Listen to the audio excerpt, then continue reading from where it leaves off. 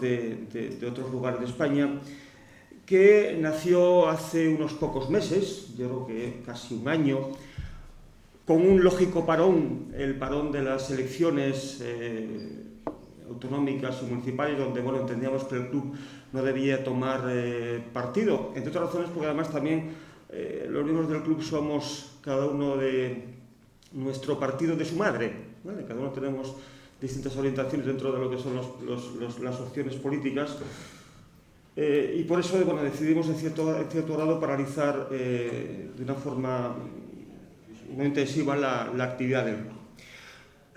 Pasadas las elecciones creemos que es el momento, incluso con más razón y con más argumento.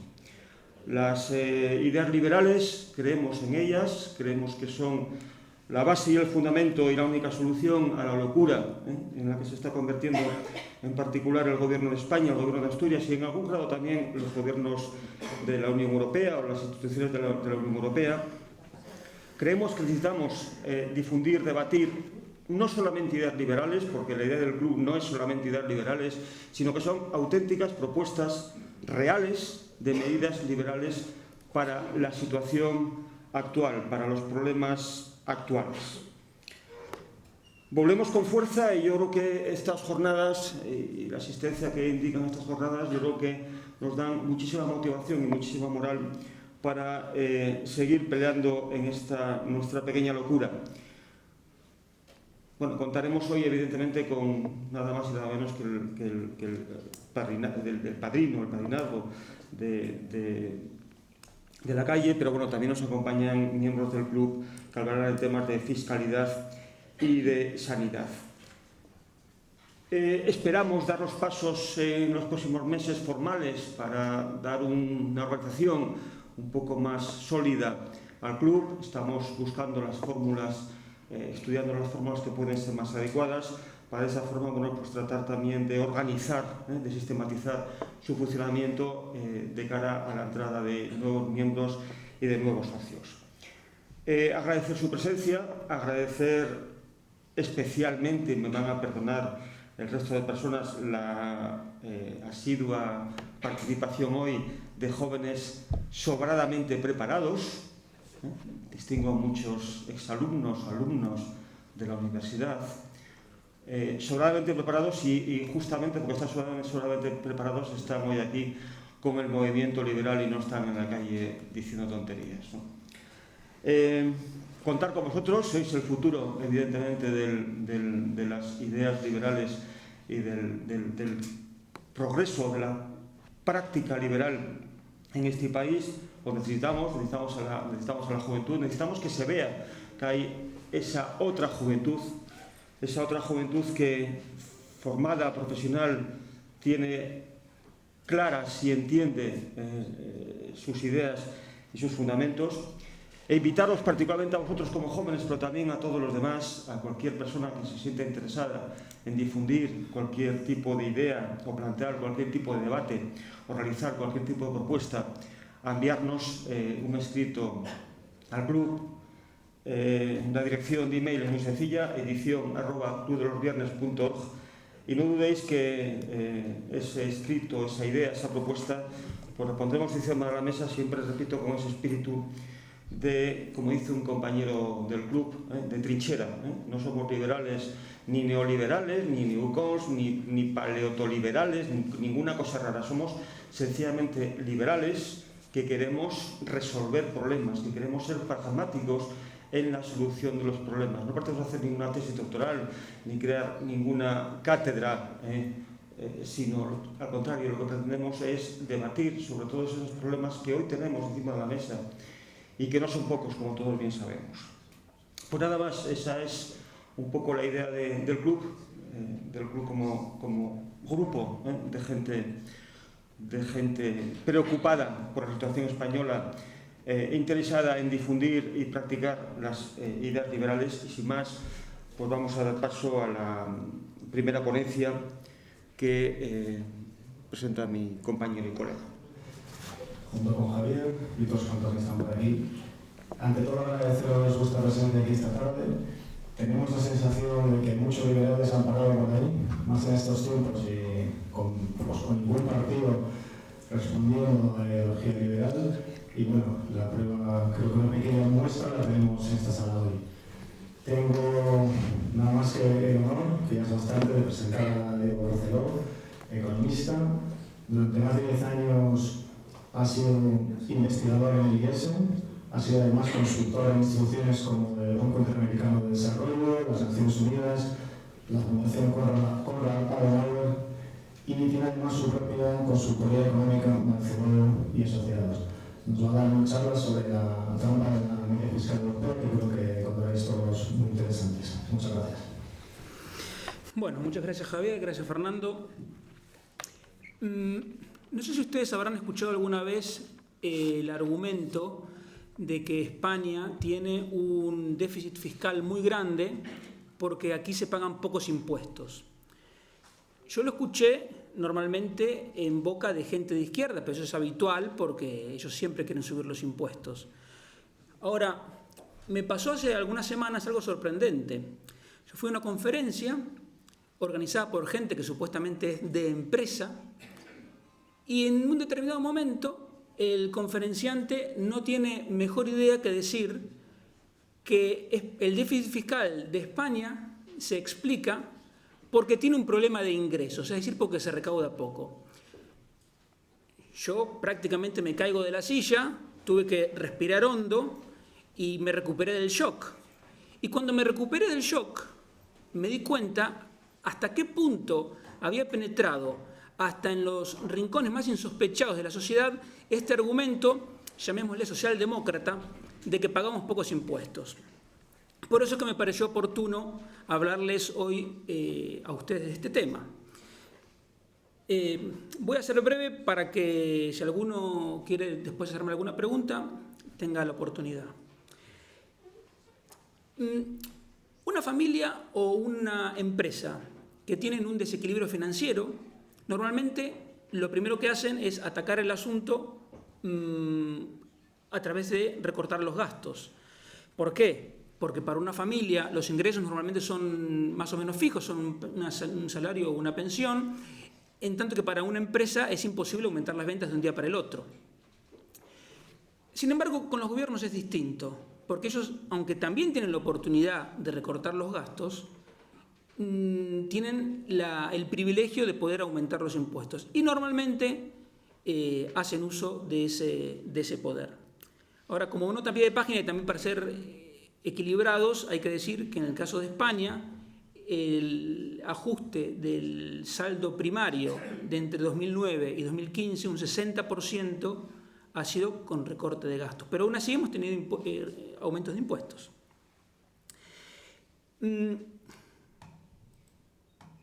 Lo que yo hago normalmente cuando surge un tema así es ver lo que dicen los datos.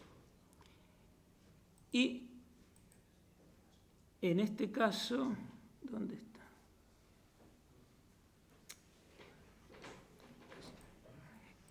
Y entonces en este caso hice una planillita donde se ve la recaudación de impuestos de cada uno de los países de la Unión Europea como proporción del Producto Interior Bruto. Y efectivamente se ve que España es uno de los países donde se paga menos. No es el que paga menos porque hay otros donde se pagan en Rumanía, Bulgaria, Letonia, Irlanda, donde se paga menos. ¿La situación cuál es? En España los impuestos son alrededor del 38% del Producto Interior Bruto y en la media de la Unión Europea, hablando en números redondos, es un 45%. Entonces el argumento socialdemócrata y un poco infantil dice: si nosotros cerramos esta brecha y recaudamos el 45%, chau déficit fiscal. Estamos hablando de aumentar la recaudación más o menos un 20%, son unos 75.000 millones de euros, que desde ya les digo, quítense de la cabeza que eso puede salir de combatir a la evasión fiscal. O sea, yo no sé si los que proponen llevarnos a la media europea quieren aumentar el IRPF, sociedades, cotizaciones sociales, o si quieren inventar nuevos impuestos o una combinación de todo esto, pero insisto que esto no puede salir, porque es una cantidad impresionante, ni del combate a la evasión, ni de los impuestos a los ricos, sea lo que sea que ellos consideren que son los ricos. Pero mirando los datos, también surge otra cosa. Estos son datos anuales del año 2014. De los 22 países que el año pasado en la Unión Europea recaudaron más impuestos que España en proporción a sus respectivos PIB, 18 tuvieron déficit fiscal. Y no fueron déficits pequeños, porque en 11 de esos 18 países, es decir, la mitad de los países que recaudan más que España, el déficit superó el 3% del PIB, o sea, tuvieron déficits grandes. Un caso es el de Francia, otro es el de Portugal, y hay muchos otros. Por lo tanto, lo que nos muestran los datos, o sea, la realidad, es que aumentar los impuestos no nos garantiza en absoluto eliminar el déficit fiscal. ¿Por qué? Porque no se ha conocido político en la historia que teniendo dinero no lo gastó. Es decir, en 20 de los países que recaudan más que España, gastan más que España. Por lo tanto, si se aumentan los impuestos, lo único que sí podemos estar seguros es que va a aumentar el gasto público. Y esto tiene dos problemas. En primer lugar, el aumento del gasto público genera una asignación de recursos menos eficiente. ¿Y eso qué quiere decir? El sector público, por definición, toma sus decisiones en base a criterios políticos, no a criterios de eficiencia.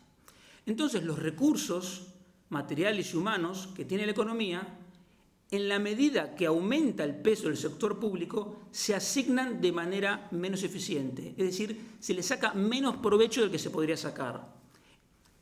O para decirlo otra vez de forma más clara, en otras palabras, aumentando el peso del sector público en la economía, tenemos menos actividad económica y menos empleo del que podríamos tener con una asignación de recursos más eficiente. Entonces eso es un problema. Siendo, como se pueden dar una idea, ese un problema gordo, yo veo que hay otro problema, el segundo problema que es más gordo aún, que es que el aumento de la presión impositiva y por lo tanto del gasto público hace que nosotros los ciudadanos perdamos libertad a expensas de darle más poder al arbitrio de los políticos de turno. Entonces, al final, el tema fiscal impositivo no se trata solo de una cuestión económica, se trata, mucho más importante, de un tema de libertad. Porque imagínense, si hoy nuestros políticos de los 5 niveles de gobierno que toleramos influyen en cada rincón de nuestra vida, si le damos más poder, van a influir todavía más y entonces vamos a ser menos libres y creo que eso no nos interesa a ninguno. Y el ejemplo más contundente de que aumentar la presión impositiva no tiene ningún beneficio garantizado es el caso de Grecia. Como pueden ver allí, Grecia tiene un nivel de ingresos y de gastos no financieros muy similar a la media europea y yo me pregunto, ¿de qué le sirve? Absolutamente de nada.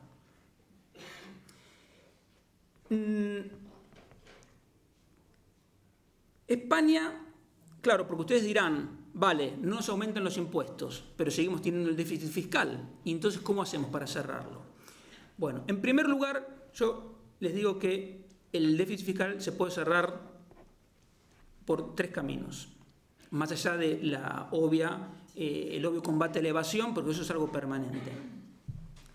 En primer lugar, España tiene un problema con los intereses de la deuda.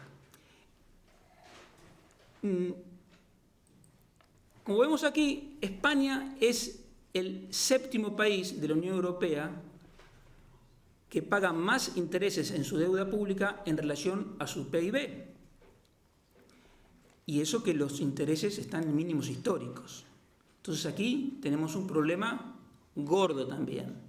A medida que vayan subiendo los intereses, esto va a ir subiendo aún más. Y en este caso sí que nos interesaría ir a la media europea, porque si España pagara los intereses que se pagan en promedio en la Unión Europea, nos ahorraríamos 8.500 millones de euros. ¿Y cómo se puede reducir la factura de intereses? Reduciendo la deuda. ¿Y cómo se reduce la deuda? Si dependiera de mí, yo haría un amplísimo programa de privatizaciones a nivel estatal y autonómico, con cuyos ingresos los destinaría íntegramente a amortizar la deuda pública. Entonces, no solo estaríamos entonces disminuyendo la deuda pública y ayudando a desactivar una de las principales bombas de tiempo con la que convivimos, sino que también reduciríamos el déficit fiscal, aumentaríamos la confianza, aumentaríamos la inversión privada, mejoraríamos la asignación de recursos y el empleo. Pero además tenemos, ¿cómo decirlo? Tenemos pistas o sospechas fundadas de que el gasto no financiero, es decir, excluyendo el pago de intereses, no es eficiente en España. Por ejemplo, España es el 8º país en donde los asalariados de las administraciones públicas son una mayor proporción del total de asalariados. Antes de que algún demagogo, aunque no creo que haya en la sala ninguno, lo sospeche, estamos excluyendo a todos los trabajadores de la salud y de la educación. Estamos hablando básicamente de los trabajadores de los ministerios, de la Administración de Justicia.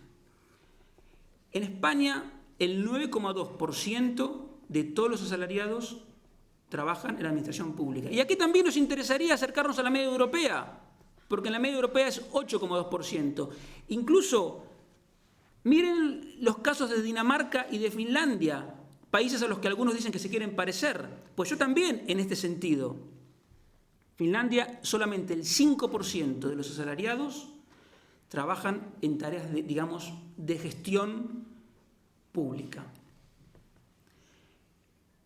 Llevar España a la media europea significaría reducir en 130.000 el número de asalariados del sector público o incrementar en 1.700.000 los asalariados del sector privado. Y luego tenemos otra evidencia más de que el gasto no es eficiente, porque España es el 5º país que en su gasto no financiero da una menor proporción a la inversión pública. Es verdad que los países que están al tope de la tabla son países del este de Europa que tienen normalmente infraestructuras en peores condiciones y necesitan más inversión. Pero una vez más, miren el caso de Suecia, por ejemplo, que está en un 8,4%, Dinamarca que ronda el 7%, y nosotros estamos en un pobre 5%.